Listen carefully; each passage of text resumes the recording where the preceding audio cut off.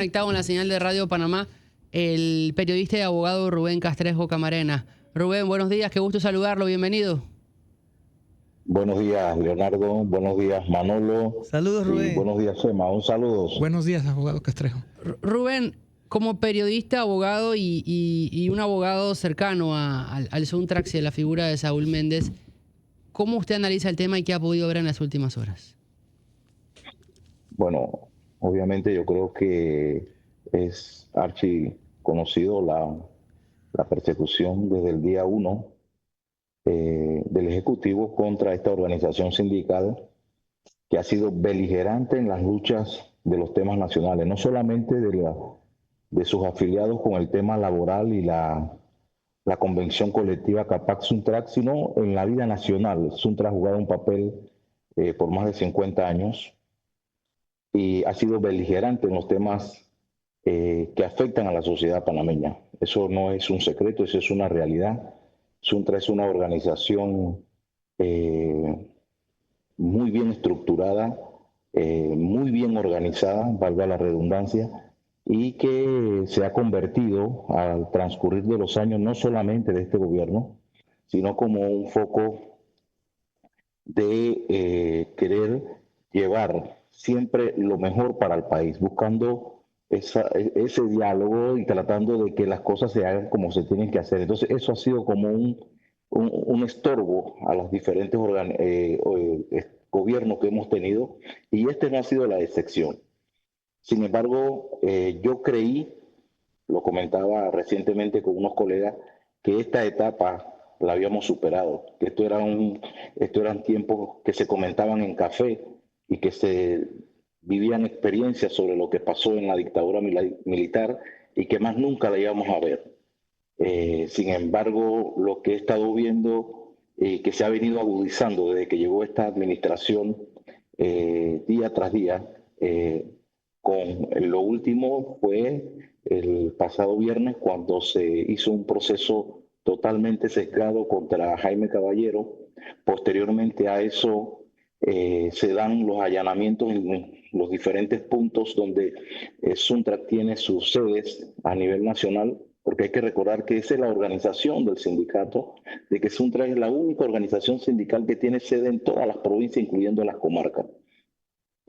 Y se han venido allanando todas estas sedes. Lo que pasó ayer en la sede en la ciudad capital frente al costado de la Embajada de España, donde entraron un contingente de más de 30 policías armados amenazando sin ninguna orden de allanamiento. Entonces, si esto no es persecución, si esto no es ir contra el Suntrax, como lo dijo el jefe del Ejecutivo en estos monólogos que catalogo yo que tiene los jueves, donde dijo que iba a utilizar todo el poder del Estado para llevar a Suntrax a su mínima expresión. Y si esto que estamos viendo no es una persecución, yo le pregunto a ustedes, colegas periodistas, ¿qué es? ¿Qué es?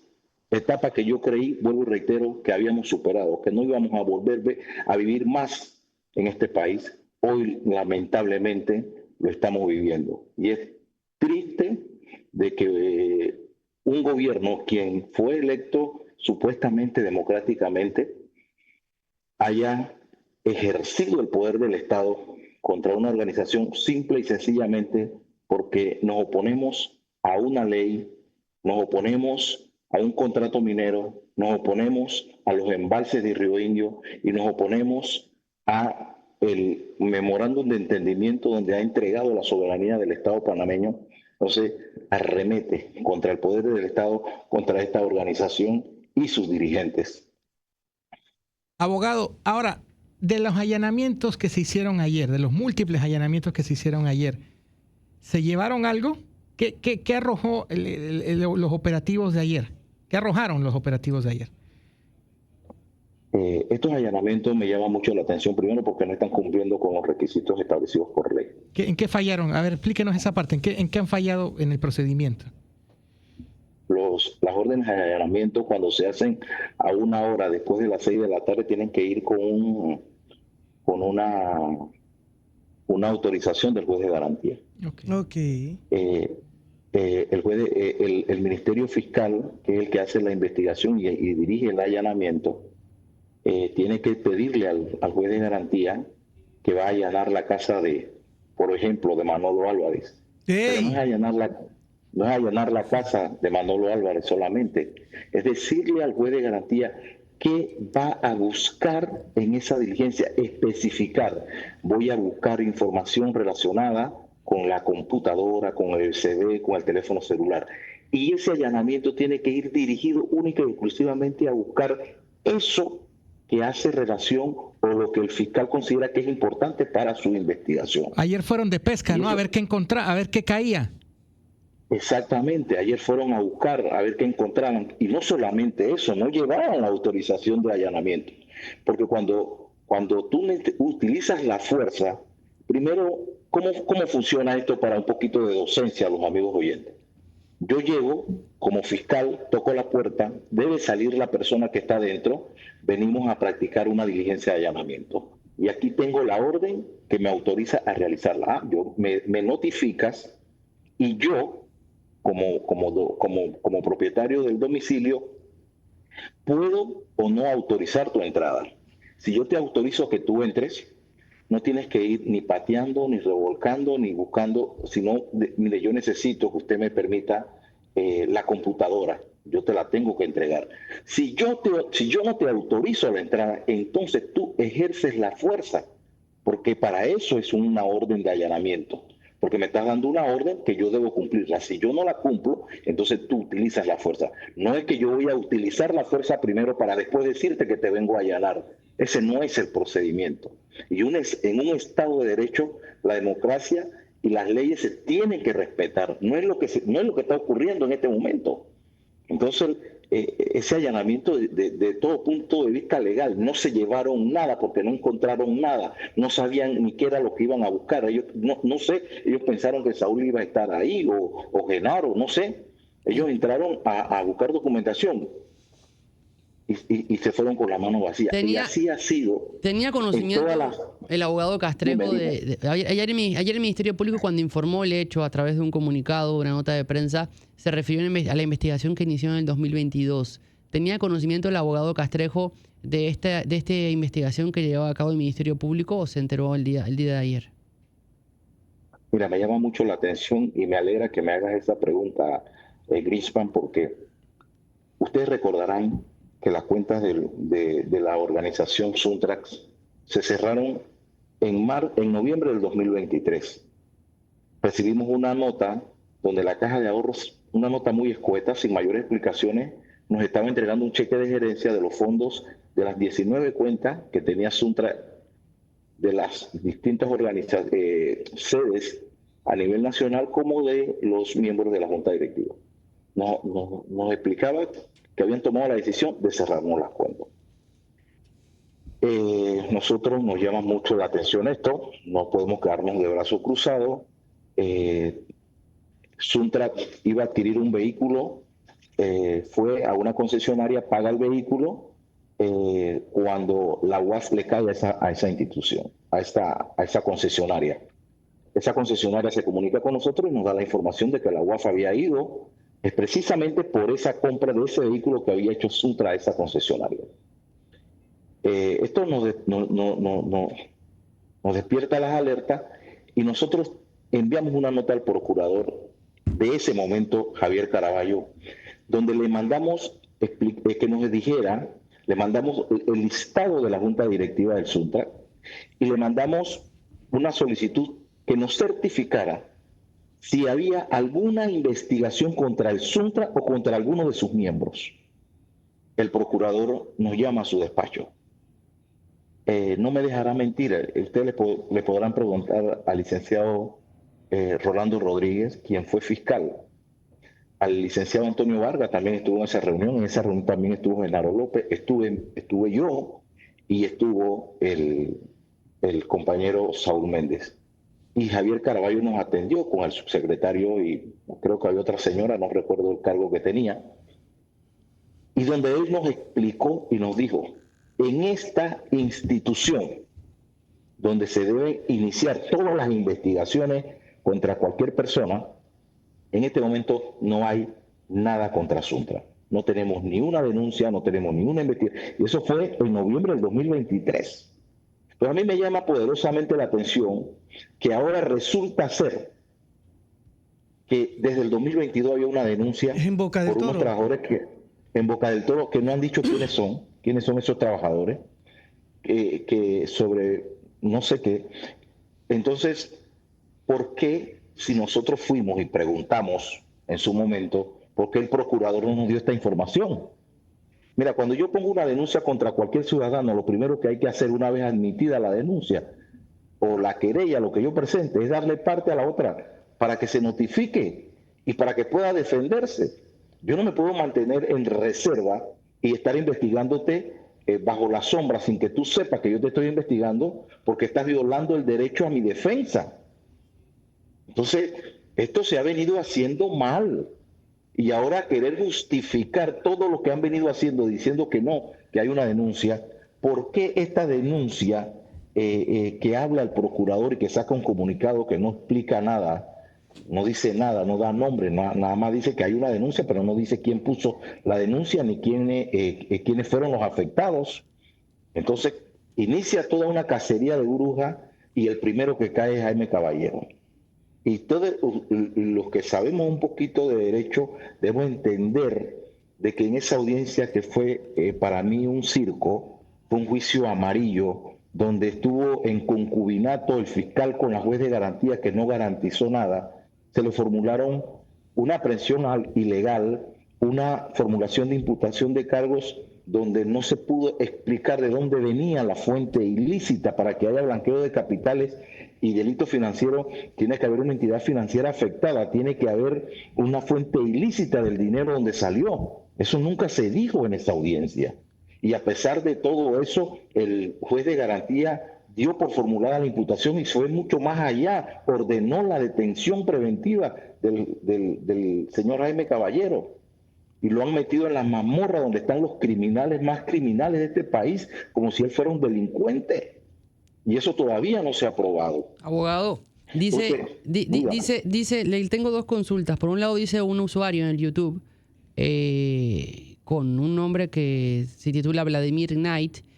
Dice, hablen de cómo se manejaron los fondos, los dineros de la demanda que ganó Suntrax acá en la isla Bastimentos Bocas del Toro.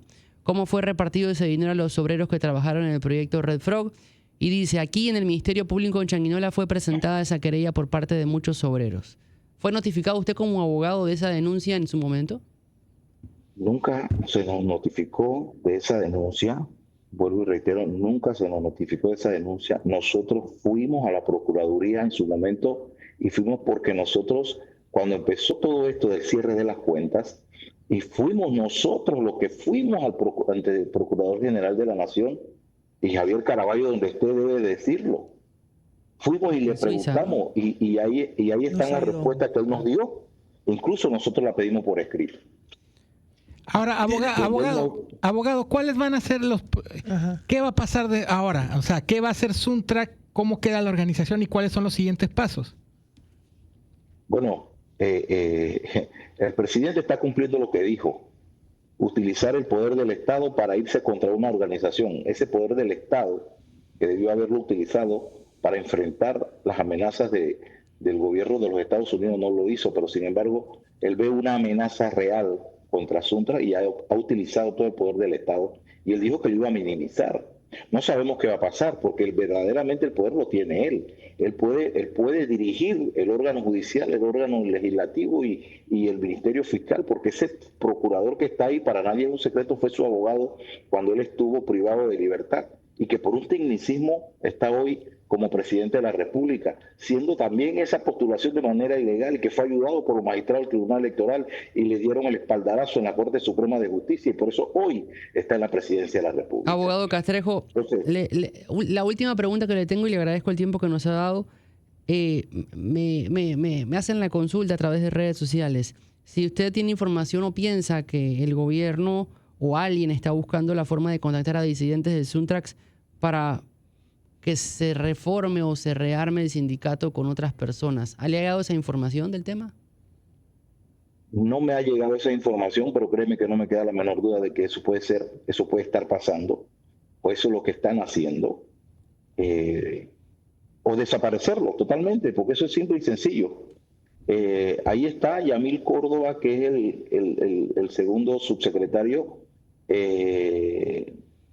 también tiene un proceso penal, y a raíz de estas protestas y de la huelga que se han venido dando, porque a los dirigentes sindicales se les ha impedido entrar a los proyectos cuando es parte de su función, y así está establecido no solamente en la convención colectiva, sino también como parte de la libertad sindical que establece no solamente el Código Laboral, sino la Constitución de la República, que existe la libertad sindical. Ese derecho de libertad sindical ha sido coartado en esta administración a raíz de esta huelga que ha convocado el Sindicato Nacional de la Construcción Suntra. Rubén Castrejo. Y se les ha impedido, Sí. y se les ha impedido, disculpa, a todos los trabajadores, a todos los dirigentes y líderes sindicales entrar a los proyectos. Está la guardia en primera instancia a los policías y empiezan a arrestar a los dirigentes sindicales. Eso es persecución sindical. Esa es persecución contra los dirigentes sindicales. Esa es persecución contra Suntra. Eso Rubén, no queda de otra. Castrejo, licenciado Castrejo, ¿va a recomendar la plana mayor del Suntra y sus abogados van a recomendarle a Genaro López, porque ya se informó que lo están hay orden de detención? Hay orden de detención. ¿Van a recomendar que se asilen una embajada? ¿Qué le van a recomendar a Genaro López?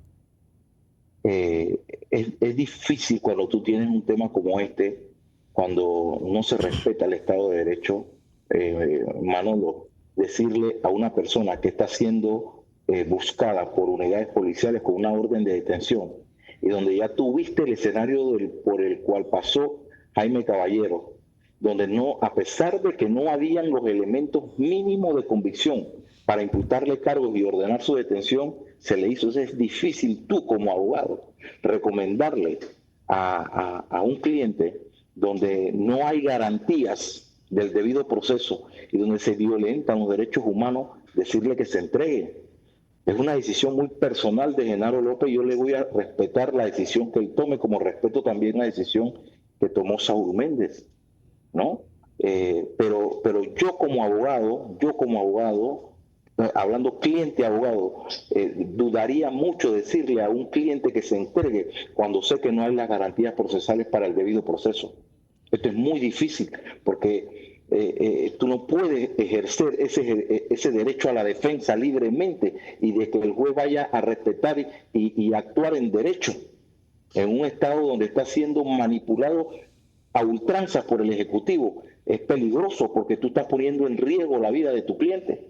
Entonces yo no me atrevería a decirle que se entregue, porque no sé qué suerte, qué le va a pasar a mi cliente si se somete a una justicia que es imparcial y que no respeta el Estado de Derecho. Rubén Castrejo Camarena, abogado y periodista, gracias por estos minutos en Radio Panamá y ojalá podamos seguir conectados para conocer mayores detalles.